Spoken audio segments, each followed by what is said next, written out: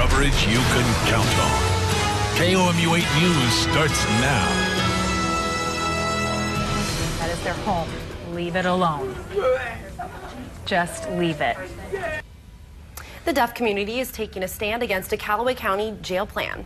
Callaway County's plans for a new jail might be crumbling along with its existing structure. Good afternoon, I'm Monica Madden. And I'm Jim Rick. Thanks for joining us. The county asked the state to use part of the Missouri School for the Deaf campus. KOMU 8's Shelby Lofton spoke with members of the deaf community and supporters who say their safety would be compromised. I'm standing right outside a vacant Rice Hall. This is the site where Callaway County officials are proposing to put the new jail. People at today's meeting reflected on fond memories that took place inside these hallways, and residents nearby worry that a jail would threaten their safety. Today's meeting may have been silent at times, but opinions were loud and clear. For now, the home to 56 students will stay as it is. So far, there's no word on when lawmakers will decide where the inmates will be housed there. I spoke to the presiding commissioner after the meeting. He said the decision is up to state lawmakers like Senator Jeannie Riddle, and Youngerman said he isn't sure how Riddle will vote. Live in Fulton, Shelby Lofton, KOMU 8 News. About 3 weeks ago, Callaway County Commissioner Roger Fisher told KOMU 8 parts of the 30-year-old jail have been sinking or cracking for decades and represents a safety concern. He says in addition to the structural damage, overcrowding is also an issue. The University of Missouri is making significant budget changes next year. The biggest change is reallocating $25 million from different departments. KOMU 8's Jared Austin joins us live from MU to look at how this affects each university department. Jared? The university decided to take a portion of funds from almost every department, from $100,000 in student affairs to $3.5 million in arts and sciences. Now, the university says this is to make sure their students are staying successful here at MU. The fiscal budget for the upcoming school year calls for departments to give funds to the university and to keep MU a competitive school so it gains more attraction from prospective students.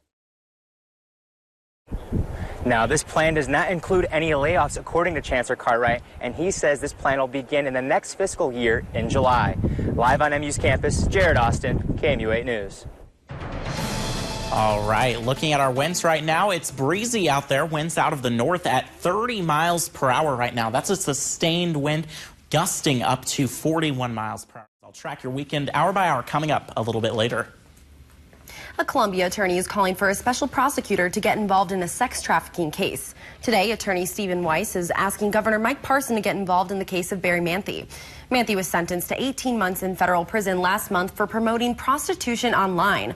Weiss believes the Columbia Police Department is involved in protecting Manthe's so-called business because they were using him as an informant. This all came to light because of a story from the Columbia Missourian. It's the topic of a documentary.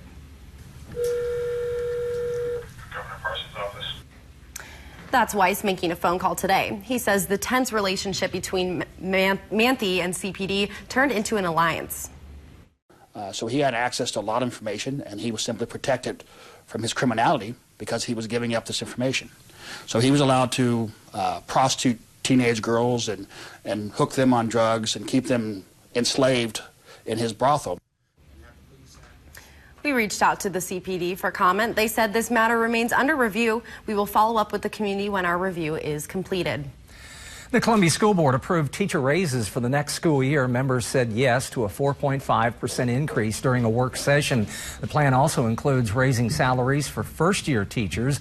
The district says raises have been in the works for many years and include full benefits.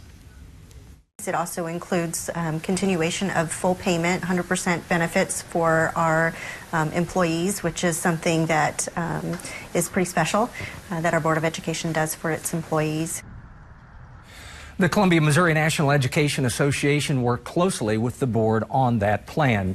Here's what's happening right now. If you're seeing more highway patrol troopers out on the highways, there's a reason. Troopers are watching for drug-impaired drivers.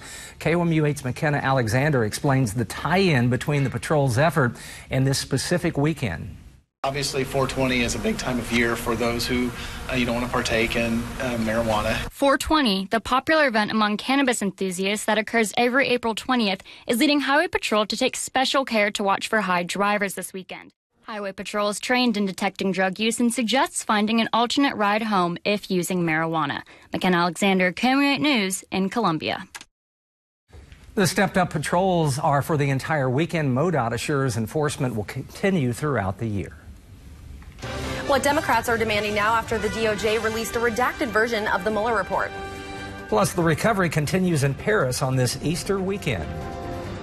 And it's going to be a relatively cool night. Temperatures falling into the upper 30s. But as we look ahead to Easter weekend, sunny and warm conditions. You're going to be worrying about melted Easter chocolate for Sunday. I'll talk about that coming up.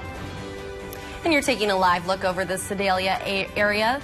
It is 5:08 p.m. This is KOMU 8 News at First at 5. Coverage you can count on. The chairman of the House Judiciary Committee wants to see the unredacted version of Special Counsel Robert Mueller's report. Today, Representative Jerry Nadler issued a subpoena for the entire report and underlying evidence for now. President Trump's attorney decided not to release a written rebuttal. For some Democrats, the report renews talks of impeachment. We certainly need to continue the investigative work to determine, are there other ways this president is compromised, or are there other offenses that rise to the level of removal from office? A top Republican says the subpoena is overboard. The Justice Department plans to show a select group of lawmakers all the redactions. The devastating fire at the Notre Dame Cathedral didn't stop Good Friday celebrations. Worshippers gathered along the bridge that connects the landmark to the rest of Paris. The gathering was for Stations of the Cross, which recounts Jesus' road to his crucifixion. A vigil for Holy Saturday that was scheduled for Notre Dame will instead take place at a nearby church. Today, workers started reconstruction inside the cathedral. The church says no fire, soot, or water reached the inside cathedral walls. However, the vaulted ceiling is still in an emergency situation. Crews now have to carefully remove the debris. And we're looking at clear skies, a lot of sunshine for this weekend, plus a summer-like Easter. My full forecast is coming up in just a few minutes. Tomorrow marks 20 years since the Columbine shooting in Colorado. Ceremonies and memorials are planned to honor the victims and survivors as the community continues 2 decades of healing. 12 teenagers and a teacher were killed. More than a dozen others were wounded when 2 students opened fire. For survivors and family members, moving on still comes one day at a time. I think it's similar to people that have gone to war together, where nobody knows what this experience is like until you've been through it. There will be a private gathering at the school this weekend for the families of the victims. Storms across the southeast have caused significant damage and displaced dozens of people. In Morton, Mississippi, a possible tornado devastated multiple homes yesterday. In Pine Bluff, Arkansas, a massive tree fell into a home, destroying the backside of the house. And in Knoxville, Tennessee, 70 apartment units were evacuated after the roof blew off the building. All right, 5:15 is your time. We're going to take a live look over the Lake of the Ozarks right now. A lot of sunshine reflecting off of the water there. It's going to be beautiful weather if you're headed to the lake this weekend. Once we get through the night, much warmer air is here to stay, at least for the time being. We'll keep you updated with that latest forecast here and on the KOMU 8 Weather and Traffic app. Man, thank you very much. After the break, researchers say you need to be extra clean if you're traveling this holiday weekend.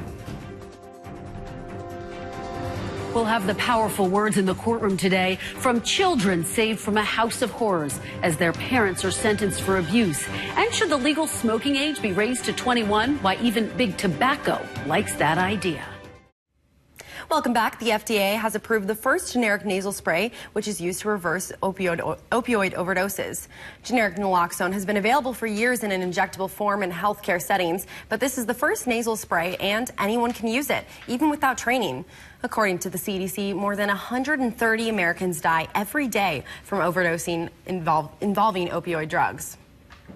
Women who smoke might need extra help quitting when they become pregnant. Experts say those who were able to quit had better outcomes and reduced their risk of going into labor too early. But only about a quarter of those who smoked before getting pregnant stayed away from tobacco for their entire pregnancy.